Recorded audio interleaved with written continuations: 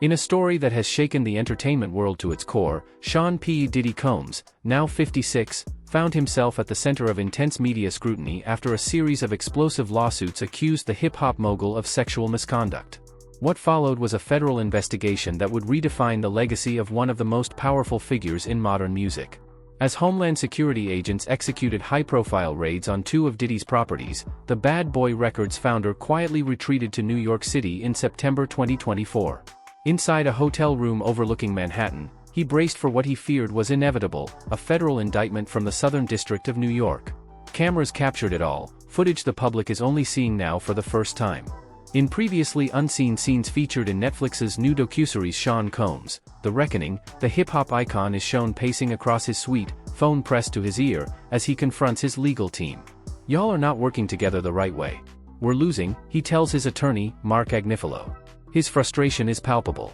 His voice cracks under the pressure as he admits, "It's really going to be hard for me to take more hits than I've taken. God forbid, get in front of a jury and have a chance. Something has to give." As the call continues, Diddy grows increasingly critical of the legal strategy surrounding the allegations, especially the lack of a unified media response. His concern wasn't just the court of law, it was the court of public opinion. Marc Agnifilo attempts to reassure him, explaining their plan to stick to a clear narrative: "You didn't do anything wrong on any front." Their strategy, he says, is to highlight Diddy's decision to come to New York and face the investigation head-on, showing him as cooperative and transparent. But Diddy isn't buying it. Describing himself as a superb client, he pushes back aggressively, questioning why there isn't a dedicated spokesperson addressing the media storm. He insists they need coordinated public relations messaging across television, mainstream publications, and all major social media platforms, before potential jurors walk into the courtroom already influenced by sensational headlines. "You have to have some sort of comms constantly pushing that, Mark," he argues, frustration turning into desperation. "We need someone who can handle the dirtiest of the dirty media and propaganda." His message is clear: without a powerful PR counterstrike, he believes the battle is already lost. Just days later, on September 16, 2024, federal agents arrested Sean Combs on charges of sex trafficking, racketeering conspiracy, and transporting individuals to engage in prostitution. The two-month trial that followed captivated the nation.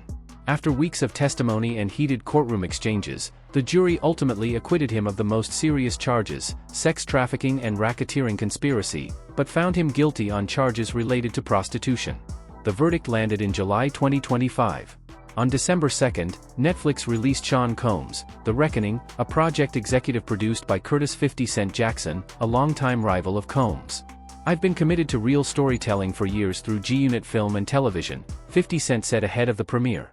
He praised those who came forward and credited director Alexandria Stapleton for bringing what he calls an important story to life. But the backlash from Diddy's camp was immediate. Before the docuseries even aired, a representative for Combs issued a blistering statement to the Mirror US, calling the project a shameful hit piece. They alleged Netflix used stolen footage, claiming the streaming giant misappropriated private material, including confidential conversations with his attorneys that were never intended for public viewing.